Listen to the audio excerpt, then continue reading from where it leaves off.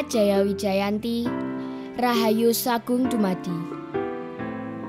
Banyak cerita kejayaan leluhur bangsa kita, kejayaan Nuswantara, baik peninggalan leluhur tersebut dalam bentuk situs, petilasan, dan masih banyak lagi.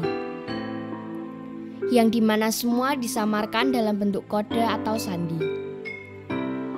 Para leluhur kita sangatlah cerdas, dan kita sebagai penerus beliau tidaklah hanya diberi secara instan dan serba terima jadi. Semua yang ditinggalkan oleh leluhur kita atas kejayaan masa lalu sangatlah saling berkolerasi. Semua harus dipikirkan, dipecahkan, dan ditarik dalam sebuah kesimpulan yang agung. Semua hanyalah puzzle-puzzle yang tercerai-berai. Maka, sudah sepantasnya lah kita menyatukannya kembali. Kami akan mencoba mengulangi semua napak tilas kejayaan leluhur dan peradaban Nuswantara masa lampau hingga saat ini agar dapat tercipta kembali keseimbangan yang baru atas nama kejayaan leluhur. Sembah nuwun. Jaya Jaya Wijayanti, Rahayu Sagung Dumadi. Oke, Sobat Cakra, kali ini kita kembali lagi, ketemu lagi bersama kami di sini dalam edisi yang sangat spesial. Jaya Jaya Wijayanti, Rahayu Sagung Dumadi. Beliau Dr. Kuswarsantyo M. Hum, atau kalau saya tadi lebih enak menyebut sebagai beliau Romo Kus, atau kalau mungkin di kampus beliau terkenal Pak Kus Santyo. Kuswarsantyo. Nah, di samping itu teman-teman, beliau juga seorang abdi dalem, J. Ya, abdi dalem. Nyun sewu, asmo paringan dalem KRT Condro Waseso. Oh, KRT Condro Waseso. Ya, begitu teman-teman. Nah, untuk kali ini kita seneng sekali beliau memperkenankan kita untuk hadir, ya Pak Le ya, untuk membahas. Nah, kemarin saya sama Pak Le itu mikir jadilan itu piye to sakjane itu sejarahnya, atau terus kita pengen sekali mengulik ya, betul, mengulik jadilan, terus pengen memberikan edukasi kepada teman-teman, terutama ya masyarakat, karena menurut saya jadilan saat ini itu sangat lambat laun hilang ya? Iya, hilang, hampir, menurut saya hampir punah sih, ya. Boleh dibilang seperti itu ya Pak Le ya. Nah, untuk kesempatan, makanya kemarin langsung siapa sih yang berkompeten untuk membahas membabar soal jadilan itu. Nah, malam ini sudah hadir, ada diperkenalkan, malah kita berada di dalam kediaman beliau. Asik sekali pokoknya teman-teman. Nah, mungkin langsung saja ya, kita akan bertanya-tanya sama Romo Kus. Nah, untuk saya rada grogi Mas. Rada grogi. Rahayu Romo. Rahayu. Begini Romo, saya langsung saja Romo. Monggo. Mau bertanya, sebenarnya jadilan itu berasal dari mana Romo? Kalau kita dari terminologi istilah jadilan itu berangkat dari gerak-gerik penari yang dianggap itu dil-dilan, judil-judil, sehingga di Jogja ini lebih populer dengan kata jadilan. Tetapi sejarah jadilan itu sendiri sebenarnya berangkatnya bukan dari Jogja asli. Artinya itu berangkat dari Reok Ponorogo, yang di dalamnya adegan Reok Ponorogo itu ada bagian jadil. Nah, jadil itulah yang kemudian ekspansi masuk ke Jawa Tengah, dari beberapa orang yang berminat untuk membuat semacam bagian dari cuplikan dari reog itu, kemudian diberi nama di Jawa Tengah menjadi kesenian kuda kepang atau jaranan. Nah, setelah masuk di Jawa Tengah, kemudian berkembang lagi ke selatan ke daerah istimewa Yogyakarta ini. Kemudian disebut di sini lebih populer nama jadilan. Nah, jadilan itulah yang sampai sekarang menjadi ciri khas nama kesenian berkuda yang di daerah istimewa Yogyakarta. Sedangkan di daerah-daerah lain sebutannya berbeda-beda meskipun substansinya hampir mirip. Contohnya di DIY ada 3, yang satu Inceling itu di daerah Kulon Progo sisi barat di Kokap, kemudian di Sentolo itu ada Oglek, semuanya kuda kepang, buatannya kuda kepang. Tetapi di Jogja tidak menyebut kuda kepang, tetapi dengan spesifikasi seperti itu. Nah, kalau bicara tentang asal mulanya kesenian berkuda itu, kuda-kudaan itu sebenarnya sudah ada sebelum Masehi. Kalau kita merunut sejarah di Prahindu, itu di Bali, yang disebut dengan keseniannya namanya Sanghyang Jaran. Sanghyang Jaran itu di dalam bukunya Pisho sudah disebutkan, buku terbitan 1934, itu kesenian yang embrionya dari upacara ritual sudah ada di Bali, zaman Prahindu. Bisa dibayangkan tahun berapa kita bisa merunut dari sejarah itu. Nah, substansinya memang beda. Kalau di Bali itu lebih banyak untuk acara ritual magis. Jadi untuk mendatangkan roh-roh yang mereka kehendaki sebagai inisiasi dan juga sebagai sarana untuk meditasi. Itu dulu karena zamannya zaman awal, Hindu awal ya, itu Sanghyang Jaran. Kemudian ketika masuk di Jawa, tidak lagi dikaitkan dengan ritual-ritual tertentu, tetapi lebih banyak kepada konsep pertunjukan, di mana reog Ponorogo yang waktu itu mengawali di Jawa Timur itu kaitannya dengan cerita Panji. Jadi cerita legenda setempat yang bercerita tentang Raden Panji, kemudian ada Klono Sewandono, itu semuanya merupakan cerita lokal yang dibingkai dalam pertunjukan reog yang sampai saat ini sangat populer. Lah, DIY setelah itu, karena perjalanannya dari timur ke barat, ke barat, ke barat gitu. Nah, sampai di pesisiran. Pesisiran itu juga ada kesenian kuda kepang, tapi namanya ebek. Ebek ini saya kira semuanya ada kemiripan, tapi secara historisnya awal mula kesenian berkuda itu sudah ada sejak zaman Prahindu di Bali. Kemudian kalau di Jawa Timur mengambil episodenya itu Panji, kisah Panji itu menjadi ikon kesenian-kesenian jaranan kuda kepang. Kemudian di Jogja juga demikian, tapi Jogja variannya akan lebih banyak karena ceritanya tidak hanya Panji tapi juga sejarah Aryo Penangsang, Diponegoro, Nyi Ageng Serang, dan sampai yang cerita-cerita sekarang itu sekarang mulai dikembangkan dumadine Wonosari. Itu ada asal mulanya itu seperti itu, Mas.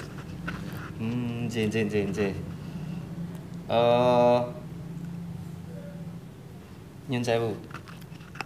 Jadi kenapa dari seperti itu, kenapa Romo Kus pada akhirnya terus mengambil dan atau pada akhirnya senang untuk mengambil jadilan tersebut, Romo? Ya, ada beberapa pertimbangan meskipun saya itu abdi dalam penari klasik. Tapi kenapa waktu penelitian saya tertarik jadilan? Karena menurut pandangan saya jadilan ini istilahnya secara estetika memuat berbagai aspek yang bisa kita kolaborasikan dengan seni yang lain. Yang kedua, dari sisi esensi, ada muatan-muatan sosioantropologi di dalam kehidupan. Itu saya sudah membuktikan penelitian 3 tahun tentang jadilan itu, sehingga menguatkan saya untuk bisa meneliti tentang jadilan itu tidak hanya aspek pertunjukannya saja, tapi dari dimensi sosial, kultural, maupun sisi yang lain sebagai efek dari adanya kesenian jadilan, ada perkumpulannya dan organisasinya. Ternyata jadilan itu luar biasa memberikan efek sosial bagi masyarakat. Itu yang menarik bagi saya. Oh, ngaten.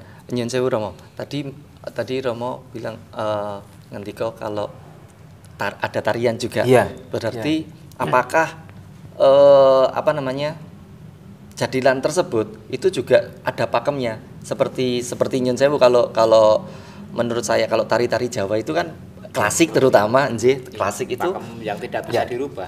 Pakem ada. Itu juga ada atau gimana? Bicara tentang struktur koreografi dari jadilan itu sekarang ada, kalau saya mengklasifikasikan ada tiga hal yang masing-masing punya pakemnya sendiri-sendiri.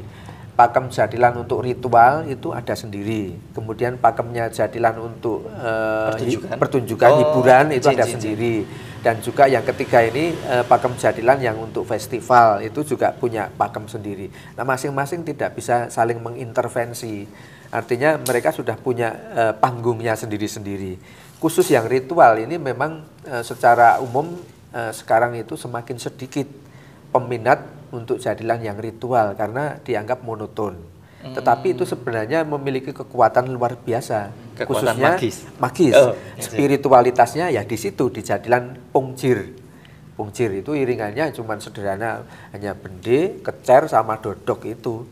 Kerangin suaranya memang itu yang membuat kalau nanti orang mengatakan di keheningan, kesunyian, itulah yang akan kita temukan jadilan Pungjir itu. Memang tidak menarik untuk dilihat sebagai pertunjukan, tapi untuk bagian dari acara ritual itu sangat-sangat menyentuh. Itu saya kira itu. Kalau yang pertunjukan itu koreografi. Sudah koreografi itu artinya dibuat menurut kebutuhan. Jadi tinggal yang nanggap itu menginginkan apa, pakai campur sari atau tidak, itu kan yang sudah kreasi. Nyun Sewu, kalau di pertunjukan itu apakah ada juga, maksudnya kalau saya boleh bilang ndadi atau trans itu? Ya, di dalam konsep jadilan, ndadi itu memang ada.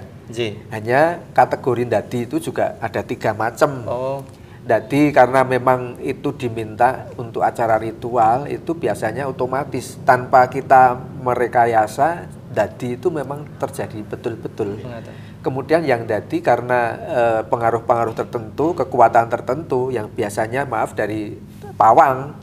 Pawangnya menginginkan ini dadi meskipun sebenarnya itu belum saatnya dadi tapi bisa dibuat.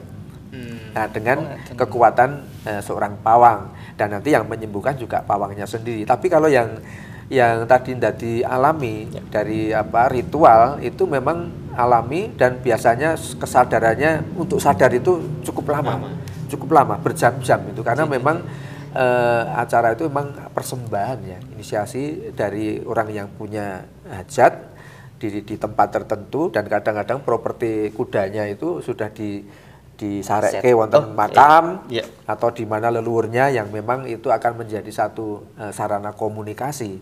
Nah, inilah yang membedakan jadilan untuk ritual dengan yang hiburan tadi. Hiburan itu pun bisa dibagi 2 lagi. Yang satu yang memang hiburan itu dalam rangka untuk daya tarik, tapi hiburan untuk wisatawan biasanya dadinya kita pakai acting, action. Karena dalam waktu yang singkat wisatawan mungkin hanya kunjungannya sebentar, dia kepengen lihat dadinya, tidak melihat tarinya. Yang penting dadinya itu. Nah, kita kan juga pernah saya tanyakan satu grup itu ya, kalau mau melihat khusus dadinya ya kita menyiapkan bagaimana acting dadi itu supaya tidak kelihatan pura-pura. Itu yang dilakukan. Tapi ini sadar semua bahwa ini konsumsi untuk wisatawan, hiburan. Tapi juga mohon maaf ini yang tidak saya sepakat ketika jadilan itu sudah kemasukan pengaruh-pengaruh yang negatif ya, miras itu yang saya tidak sepakat. Karena terus itu di luar kesadaran terus kecenderungannya nyebal dari pakemnya jadilan.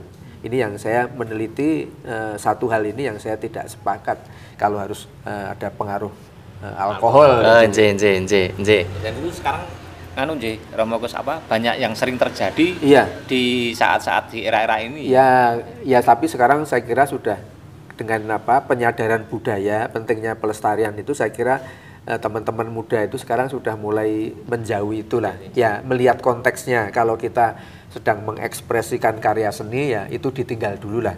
Nanti pada saatnya kalau kita tidak melarang itu, tetapi untuk berkesenian jangan mencampurkan sesuatu yang tidak pas ke dalam kesenian itu, sehingga akan mencemarkan kesenian itu. Saya kira saya selalu mengingatkan itu, boleh kita tidak melarang hal-hal yang seperti itu, tapi melihat untuk apa. Kalau kita dalam rangka berkesenian ya kita full konsentrasi keseniannya saja. Begitu Mas. Oh matur nuwun. Nah, tadi seperti Romo Kus ngendika kalau apa namanya soal magis nyun sewu nggih.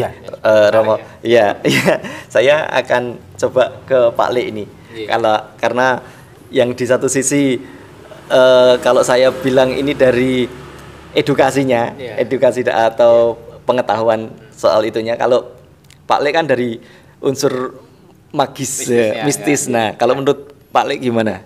Ya memang fenomena jadilan itu memang yang paling menarik sisi magisnya, seperti yang sudah ngendikake Romo Gus tadi. Memang apa namanya fenomena trans kesurupan itu sangat atau bener banget ketika Romo Gus sudah ngendika tadi. Memang kalau dari pandangan saya itu memang orang yang kesurupan benar-benar kesurupan itu kalau sudah merem dia akan bergerak sendiri, Mas. Bergerak sendiri, dan kalau sudah merem itu di meleke itu nggak bisa. Memang sudah dari itu yang dari asli yang benar-benar trans ya. Jadi kalau misalnya sudah merem di meleke itu nggak mau. Terus kalau sudah melek itu di meremke juga nggak mau, mesti mendelik dan nggak berkedip. Dan kenapa kalau kita melihat yang asli, ya, maksudnya yang ritual tadi yang disampaikan Romo Gus itu, orang yang dadi atau kesurupan mengalami itu yang benar-benar terjadi, kenapa kok selalu melihat ke atas? Saya melihat roh-roh yang di sekitar itu, Mas, di arena di sekitaran itu. Jadi kan orang mendelik mendadi kan mesti melihat ke atas dan dia tidak berkedip. Dan itu non sewu itu tidak sebentar. Dalam menyadarkan pun pawang mesti berjam-jam itu.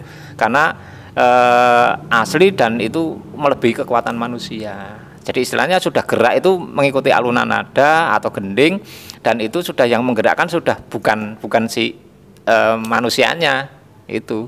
Jadi fenomena kesurupan dadi itu memang yang sangat menarik jadilan dan gitu ya? Iya, kalau saya melihat seperti itu, Mas Bay. Jadi yang maksudnya seni jadilan itu yang ditunggu ya transnya itu tadi, betul sekali. Iya. Oke. Terus ini teman-teman saya ini rodok ngepek karena ini berat sekali buat saya. Dan semakin menarik ini.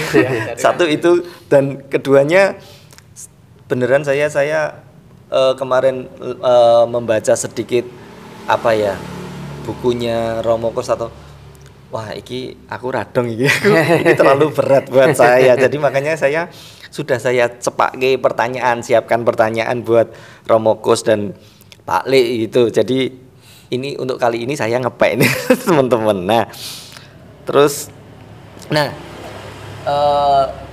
Habis trans tadi, sebenarnya kunci dari pertunjukan jadilan sendiri, Romo, itu siapa? Apakah sampai pada akhirnya jadilan itu menjadi menarik, misalnya sampai trans tadi itu, apakah itu penabuhnya atau siapa yang kunci dari motor penggerak kuncinya? Saya kira jawabannya ya pawang itu.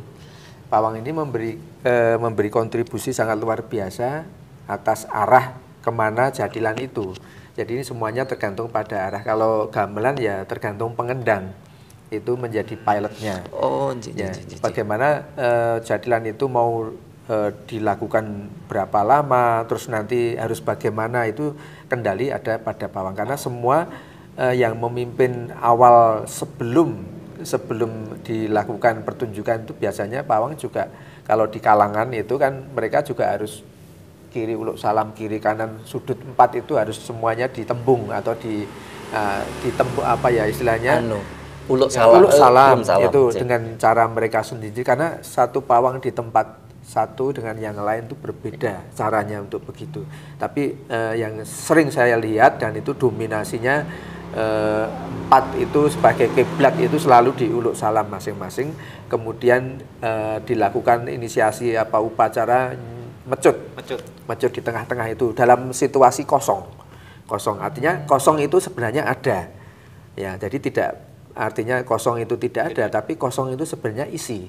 Ini di dalam konsep jadilan itu berlaku bahwa sebenarnya talu gamelan itu semua sudah ada siap di sekitar arena, hanya kasat mata tidak akan bisa melihat. Itu yang sering saya jumpai ketika pawang itu sudah mulai bergerak di atas, talu itu sudah mulai mereda. Mereka akan menandai pada pecutan yang ketiga itu nanti penari baru masuk arena. Jadi awalnya memang ada talu. Talu itu kan uluk salam dengan konsep jadilan itu talu. Istilahnya uluk salamnya. Di samping ada doa-doa khusus di 4 sudut. Kalau itu pakai kalangan itu. Biasanya kan jadilan pakai kalangan. Nah, kalangan ini sendiri sebenarnya juga ada maksudnya. Bukan itu tanpa maksud ya.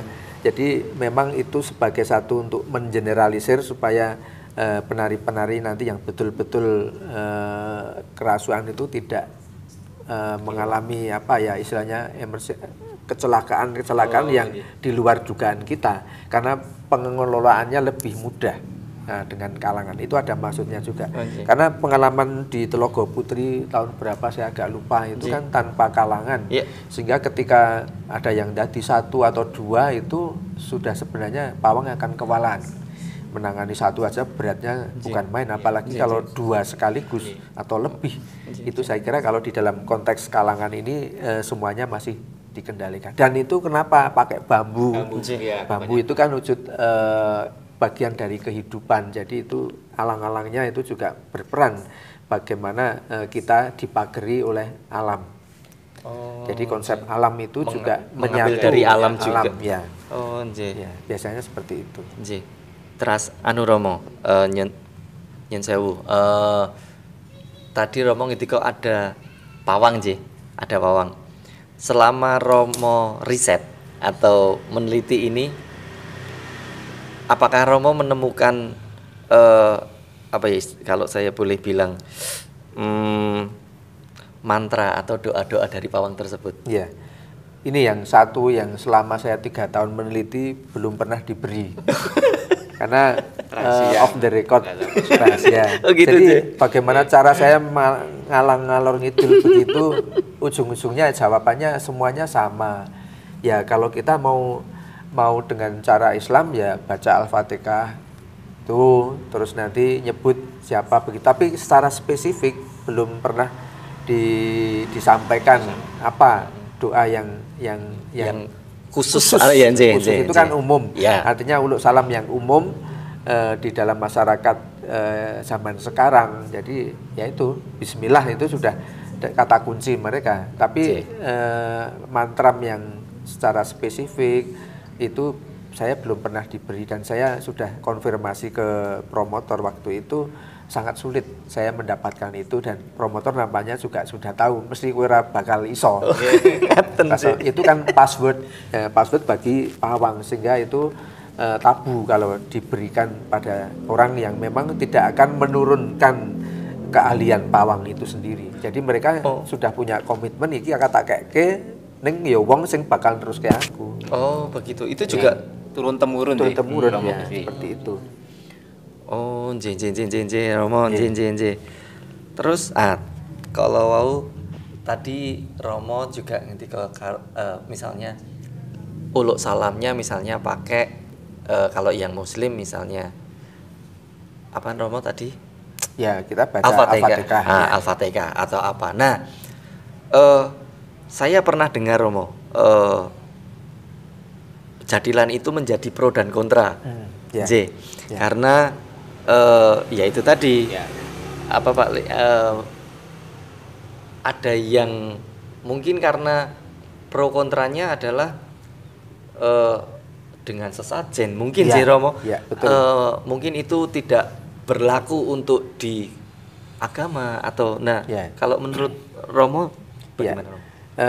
Saya menghadapi ini ada 2 kali dalam proses saya penelitian yang dihadapkan pada masyarakat yang kontra terhadap kesenian jadilan, karena mereka melihat dari hanya bagian sajen saja, tidak melihat keseluruhan apa itu sajen, makna sajen dan bagaimana fungsinya. Itu yang dilihat hanya sajen dan dadinya itu. Tapi mereka tidak salah karena tidak tahu saja. Tetapi setelah kita komunikasikan, kita jelaskan rasionalnya, akhirnya kan juga bisa menerima. Nah, lebih-lebih saya terus menjawabnya kan tidak dengan debat, tapi dengan action, tindakan. Saya membuat jadilan religius. Temanya bisa Raden, juga sih. ya, temanya tentang tokoh Raden Patah. Itu zaman Brawijaya V. Itu tokoh syiar agama Islam yang melakukan syiar dengan berbagai santri yang banyak sekali. Ya ini saya dalam ora kurang lakon kita buat, kita bingkai bahwa Raden Patah itu syiar, ya kita logikanya kalau jauh ya numpak jaran. Nah ini hanya sarana aja untuk meyakinkan bahwa kesenian jadilan itu tidak selamanya dikatakan musyrik. Tapi jadilan ini juga edukasinya ada, unsur syiarnya bisa. Dan saya sudah menciptakan itu, jadilan religius Raden Patah. Nah ketika rombongan Raden Patah, santri-santrinya itu naik kuda, tiba-tiba di tengah jalan dibegal oleh orang-orang jahat. Begal. Nah, begal ini saya wujudkan dengan raksasa-raksasa saya seperti Buto Gedruk itu. Begal, tapi dengan doa itu tadi, ya kita propertinya juga pakai tasbih itu kan. Nah, ini supaya simbolnya itu muncul di situ. Akhirnya raksasa yang menghadang itu semuanya kan hanya dibacakan doa saja sudah kentas, akhirnya tidak terjadi konflik fisik, hanya itu saja. Sudah menyadarkan bahwa inilah untuk penyadaran bahwa doa itu segalanya. Jin setan perayangan bakal hilang kalau kita doa kita kuat. Itu contohnya saja, sehingga kita sebenarnya tidak berpihak pada satu komitmen yang mengatakan bahwa jadilan itu mendatangkan setan dan seterusnya. Itu kan persepsi yang dari sekelompok orang, tapi di kelompok yang lain atau masyarakat yang umum bisa menerima. Artinya itu kan varian-varian di dalam jadilan yang tafsirnya sangat-sangat variatif itu. Oke, saya imaging. Pada akhirnya ternyata sedemikian kompleks sekali jadilan itu, yang apa namanya, terus terang setahu saya jadilan itu ya cuman gitu-gitu tok gitu loh, Romo. Tapi ternyata benar-benar yang luas dan wah ternyata menimbulkan ini, bisa menimbulkan itu. Nah kalau saya tambahkan lagi untuk menjawab orang yang tidak suka dengan dadi, maka kita menginisiasi untuk lahirnya jadilan yang formatnya untuk festival itu pamer joget. Nah ini peran saya sebagai penari klasik saya keluarkan di sini, jadi pamer joget. Kalau di keraton dulu api-apian joget. Nah jadilan ya kudu ono pamer-pamer joget. Kita mengabaikan yang unsur ritual, kita abaikan dadinya. Sehingga di dalam juknis jadilan untuk festival itu tidak boleh dadi. Nah itulah sekarang muncul jadilan untuk festival itu isinya koreografi jadilan, sehingga masyarakat yang tadinya tidak suka ya jadi seneng. Ternyata jadilan ini api-api kostumnya api, jogetnya api, iringannya juga digarap gitu. Jadi itu paling menarik. Jadi sedikit banyak meminimalisir image yang negatif itu menjadi berkurang. Makanya Romo tadi ngendika bahwa pada difestivalkan, jadi dilombakan juga. Ya, inspirasinya memang dari jadilan yang asli, tradisi asli itu. Tapi kita kembangkan. Jadi tidak meninggalkan pakem ya. Pakemnya tetap ada. Tidak meninggalkan pakem sambil pasti ada penilaian yang lain di luar itu. Entah itu digarap musiknya atau yang lainnya. Betul sekali. Pak Le mau ada pertanyaan? Ya, hanya menambahkan saja yang disampaikan oleh Romo Gus tadi. Jadi antara sesajian atau sesajen dengan jadilan itu sebenarnya tidak bisa dipisahkan. Sebenarnya satu kesatuan yang utuh, karena yang pertama si pawang pun dalam berdoa kenapa harus pakai sesajen itu, yang didoakan mesti minta keselamatan agar dari pemain, penabuh sampai pemirsa atau yang melihat pun semua diberi keselamatan. Yang kedua itu sesajian itu pun sebenarnya passwordnya tadi yang sudah disampaikan Romo, passwordnya untuk berkomunikasi, berdialog atau berkolaborasi dengan alam lain itu lebih cepat karena memang sarannya seperti itu, sehingga hanya mungkin yang orang-orang yang belum paham itu menjadi itu musyrik atau pro dan kontra. Sebenarnya ya sesajian, namanya dari sajen itu kan sesajian. Nah, sesajian yang diwujudkan dari kembang dan bakar dupa atau apapun di situ sebenarnya password yang jelas. Itu satu kesatuan yang utuh, tidak bisa dipisahkan. Kalaupun istilahnya kalau kita masak tanpa garam ya hambar, sebenarnya kan di situ. Itu Mas Abi. Oke, siap. Romo, tadi Pak Le bilang bahwa itu sajen ya, sesajian ya. Selain untuk tadi ada jadilan itu untuk ada 3 hal tadi itu. Apakah semua tiga-tiganya itu harus menggunakan sesaji atau tidak? Romo? Tidak semuanya pakai sajen. Jadi kalau saya membuat terminologi sajen sama sesaji itu memang berbeda. Kalau yang bisa diterima masyarakat umum itu sajen. Sajen itu kan artefak. Artefak itu isinya ada tumpeng, segogolong, senang baru-baru dan seterusnya, itu sajen, benda. Tetapi kalau kita sudah bicara sesajen, sesaji itu memang hati-hati. Konotasinya itu memang persembahan. Nah, selama kita bisa memberikan istilahnya deskripsi sesajen itu yang seperti apa, itu aman. Tapi kalau kita salah menafsirkan sesajen itu nanti ujung-ujungnya kan diklaim itu menyimpang dari ajaran. Nah, ini masalah terminologi istilah. Tetapi kalau kita aman ya sajen. Sajen itu kan tadi itu passwordnya untuk mencapai sesuatu yang diinginkan, untuk komunikasi dan seterusnya melalui mediasi-mediasi tertentu. Nah, tergantung kepentingannya untuk jadilan ini, ada yang memang wajib pakai sajen, itu terutama yang ritual. Ritual itu upacara-upacara ya seperti merti desa, labuan, rasulan, itu kan upacara-upacara yang memang itu kelengkapannya dengan sajen. Tetapi untuk hiburan itu tidak semuanya menggunakan. Saya sebut tidak semuanya menggunakan. Artinya ada yang pakai, ada yang tidak. Tergantung hiburannya untuk apa. Kalau untuk wisatawan ya tidak perlu. Nggak usah. Karena itu durasinya paling hanya 10-15 menit. Yang dicari kan bagaimana mereka terlibat menampilkan saja, terus terlibat ikut menari sebentar. Itu kan tidak ada nuansa ritualnya di situ. Nah, kalau yang untuk hiburan itu juga kadang harus ada sajennya, karena untuk mungkin syukuran pernikahan, syukuran khitanan, ya yang disajeni bukan jadilannya tapi acara itulah yang untuk minta keselamatan tadi. Itu hanya simbol saja, bukan tujuan utamanya, bukan itu. Ini saya kira persepsi ini yang kadang-kadang kita harus hati-hati supaya jadilannya tidak menjadi korban. Yang selama ini saya melihat kan jadilannya menjadi korban. Nah, korban dari ketidaktahuan atau cara mendeskripsikan apa makna sajen itu dan apa fungsi sajen itu dalam konteks upacara. Ini saya kira yang perlu kita pahamkan pada masyarakat. Ngeten, Mas.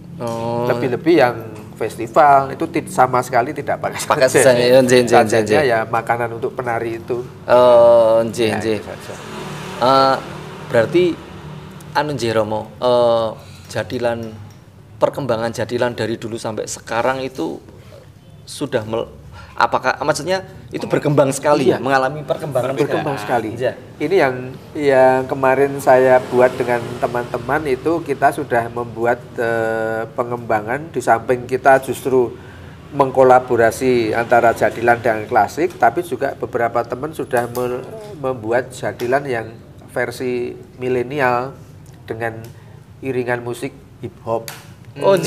Jadilan gaul itu. Jadilan gaul ini teman saya, Mas Satrio yang membuat koreografinya. Ini masuk di dalam penelitian temuan saya. Sekarang ada jadilan yang dibuat untuk anak milenial, dan itu sama sekali tidak ada kaitannya dengan unsur magis, karena memang dikemas dengan musik. Nge-rap itu. Berarti memakai DJ. Ya, tetapi dandang gulonya tetap masih ada.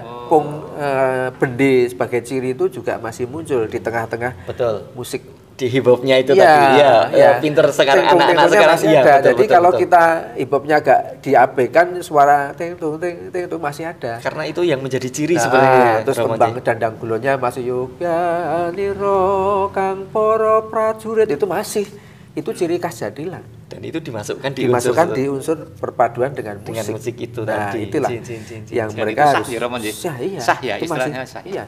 Dan anak muda tertarik.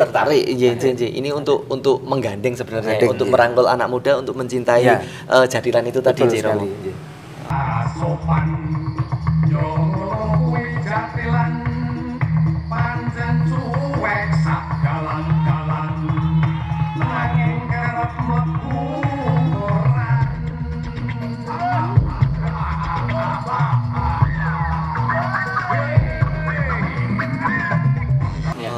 Menarik sekali. Nah itu teman-teman, jadi maksudnya ternyata Jadilan itu sudah melewati sekian perkembangan yang pada akhirnya Romo tadi ketika bahwa menciptakan unsur Jadilan, memadukan unsur Jadilan dengan DJ yang pada akhirnya mungkin suatu saat kalau ada pementasan Romo kita mencoba untuk ke sana melihat ini Pak Lek ya. Ada lagi Pak Lek? Ada yang mungkin mau di ini Pak Lek? Apa ya? Saya bingung terus terang karena semakin menarik banget loh ini. Jadi maksudnya ternyata Jadilan tidak bisa dilihat dari satu sudut pandang. Artinya dari sisi seni, budaya, religi pun bisa masuk. Bahkan dari sisi magisnya pun bisa menarik juga. Artinya ya tinggal kita menyikapinya bagaimana, terus memandangnya sejauh mana, seperti itu. Mungkin Romo Kos lebih ahli ya karena sudah meneliti sekian tahun. Itu juga, masih ada satu hal yang kaitannya dengan warna kuda. Kalau kita bicara warna kuda itu Bang Bintulu, itu kan 4 sifat manusia, ada mutmainah, luamah, sofiah, amarah. Itu kudanya tempatnya sendiri-sendiri. Kalau 4 itu yang nanti yang sebelah kiri depan itu mutmainah, sini kanan itu luamah, amarah, sofiah. Jadi ada masing-masing punya peran di dalam konsep Jadilan yang ada ritual. Maknanya juga, ada maknanya itu kan kiblat papat limo pancer. Jadi kalau kita menganalogkan dengan tari klasik itu sebenarnya ada persenyawaan dari konsep sekawanan. Jadi konsep sekawan itu kalau di dalam tari klasik kan ada serimpi, kemudian ada beksan-beksan yang Guntur Segoro, kemudian beksan Nyokro Kusumo, itu kan konsepnya 4. Beksan Eteng itu pun juga sebenarnya kan 4 sekawanan, namanya kan sekawanan. Di dalam Jadilan saya juga berasumsi bahwa antara seni klasik dengan seni kerakyatan itu sebenarnya secara konseptual tujuannya menjadi sama. Artinya ini semacam persembahan. Kalau di dalam keraton itu memang tari itu kagunan dalam yang biasanya ditampilkan hanya untuk ritual tertentu, pusaka ya, sebutannya aja pusaka, prosesi tertentu. Tetapi pada perkembangannya memang sudah berubah menjadi bisa ditontonkan umum, kecuali memang yang tidak boleh, yang tertentu. Nah di dalam kembali ke Jadilan tadi, itu kan konsep itu kan sebenarnya manunggaling jiwa raga menungso pasrah mering Allah gitu. Jadi istilahnya penyerahan diri kita pada yang mau kuoso sebenarnya. Jadi kalau kita sudah berani jadil itu kan pasrah, sawiji greget sengguh ramingkuh itu muncul di situ. Itu sifat-sifat kesatria itu. Sifat satria, nggih. Nggih. Makanya jaran kuda kepang itu sebenarnya warna catnya itu kan tidak sembarang hanya waton ono sing biru barang nek biru itu tidak masuk. Yang masuk itu Bang Bintulu itu. Abang, putih, kuning, hitam. Ya, itu kan itu warna kebesaran. Ya. Dan itu di dalam wayang yang menggunakan Bang Bintulu itu kan hanya Bima Werkudara, kemudian Bathara Bayu dan Dewa Ruci. Nah, itu kan itu jagat cilik, jagat gede. Itu kan bicara seperti itu. Itu bisa 40 hari kalau bahas itu. Ya, artinya ini benar, artinya kita tidak bercerita tentang jadilan itu tidak secara bisa hanya dilihat dari fisik, tapi harus sisi rohaninya juga bisa dijabarkan oleh Romo Gus gitu loh. Terus terang saya durung tekan ini. Ini abot banget. Berat banget teman-teman. Itu. Nah, nyon sewu Romo. Kalau saya ini dari tadi itu tertarik sama kuda ini ada artinya betul Romo? Kalau ini memang kepentingannya waktu itu untuk koreografi ya. Jadi ini sudah ada unsur perpaduan warna, tapi kalau yang memang asli untuk ritual biasanya putihnya lebih dominan. Sehingga tadi untuk menafsirkan Bang Bintulu itu kalau ini mungkin tidak masuk, tapi ini sudah ada modifikasi, ada sisipan warna biru hijaunya. Tapi kalau yang memang untuk ritual itu dominasi warna itu yang mencolok. Lebih kental ya. Nanti di video saya nanti bisa diberikan. Ada yang kalau yang merah ya dominasinya merah karena itu amarah. Kemudian kalau yang luamah itu nanti yang hitam. Ini mutmainah yang putih. Yang supiah itu yang kuning. Itu semuanya ada romantika di dalam kehidupan. Orang itu kan kadang punya jiwa jujur, tapi kadang-kadang sok duro neng sembodo. Kemudian kadang-kadang emosi, tapi ada pengendalinya. Itu kan semuanya tertuang di dalam Bang Bintulu tadi. Bang Bintulu. Ya, itu nama motif kain yang warnanya hitam, putih kuning, merah. Itu satu-satunya memang menandakan karakternya. Ya, tapi itu hanya bisa kita temui ketika jadilan untuk yang ritual. Tapi yang ritual itu pun sekarang di daerah istimewa Yogyakarta mungkin hanya tinggal beberapa ya. Yang saya tahu persis itu di daerah Delingo, perbatasan Gunung Kidul, Bantul itu masih ada yang asli melestarikan kesenian itu, dan di daerah Serandaan sana. Nah, yang lain saya kemarin tidak terlalu fokus ke yang ritual, tapi saya dari sisi perkembangannya. Nah, kalau yang jadilan sekarang gaya baru itu bentuk dan motifnya sudah menurut selera estetik dari penata tarinya. Jadi yang aspek yang muatan nilai filosofi dari pewarnaan itu sudah tidak terlalu diperhatikan. Karena memang dia arahnya tidak ke situ. Ke sana aja. Iya. Jadi pure untuk hiburan atau ya lebih ke hiburan itu tadi. Jadi warna-warna itu agak sedikit terabaikan. Nah, khusus yang ketika ceritanya Aryo Penangsang itu pasti nanti Sutowijaya kudanya putih. Terus nanti penangsang itu biasanya hitam. Ya, hitam itu kan ada itu pertanda. Itu antara hitam dan putih. Itu kan jiwa manusia, watak manusia. Nah, itu kan sebenarnya simbolisasi bahwa di dunia itu dilahirkan protagonis dan antagonis seperti itu. Tinggal kita menafsirkan, kita mau pro Sutowijaya atau penangsang. Itu kan dimensi kita kan berbeda. Ada satu sisi mungkin yang Jipang Panulan itu ya mesti pronya yang itu, yang sini. Itulah. Mereka sendiri. Jadi, sehingga ada perpaduan antara hitam putih itu kan ada wilayah yang disebut abu-abu. Nah, tinggal kita mau milih di mana. Itu kalau kita ragu-ragu ya mesti kita berada di abu-abu saja. Melu kono aman, melu kene aman. Seperti itu. Iya. Berarti intinya adalah jadilan itu memang asli dari Jogja sih. Ya, begitulah. Kalau istilah jadilan itu Jogja. Istilah jadilan memang istilahnya itu dari Jogja sendiri. Tapi inspirasi tadi seperti di depan sudah saya sampaikan, inspirasinya itu dari sana, di Jawa Timur, karena ceritanya juga awalnya cerita Panji. Tetapi secara ritualnya itu sudah ada sejak Prahindu, Sang Hyang Jaran tadi itu. Sang Hyang, terus lama sekali ya. Lama sekali. Apa istilahnya dari sebelum Masehi sudah. Ya, sudah ada Sang Hyang Jaran.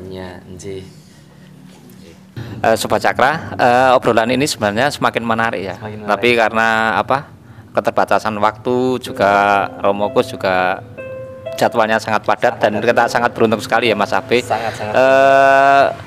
Kami mengharap Romo Gus untuk memberikan pesan pada generasi yang sekarang. Monggo Romo, seperti apalah monggo untuk wejangan ya. Pesan saya untuk melihat seni jadilan itu kita hendaknya melihat secara kontekstual.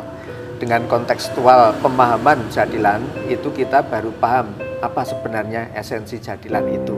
Kalau kita melihatnya hanya parsial atau sepotong-sepotong, tentu tafsirnya akan macam-macam. Termasuk yang tidak senang, ada yang senang, itu karena melihatnya hanya sepotong. Tapi kalau kita secara komprehensif melihat jadilan itu seperti apa, esensinya apa, itu saya kira jadilan itu merupakan kesenian yang sangat luar biasa dan bisa memberikan apresiasi, edukasi, dan jiwa sosial kita juga tumbuh dengan kebersamaannya itu. Terima kasih, matur sembah nuwun. Dan mungkin rekan-rekan yang ingin mengeksplor tentang Dr. Jadilan, buka saja di Google, itu sudah muncul, atau di YouTube ya, Dr. Jadilan, beliau pasti ada di situ. Matur sembah nuwun, Romoko sudah berkenan kita ngulik tentang Jadilan ya. Ya, dan seperti biasa pitutur leluhur ojo nganti luntur. Oke, sampai jumpa kembali teman-teman. Ya, Jaya Wijayanti, Rahayu Sagung Dumadi. Matur nuwun Romo.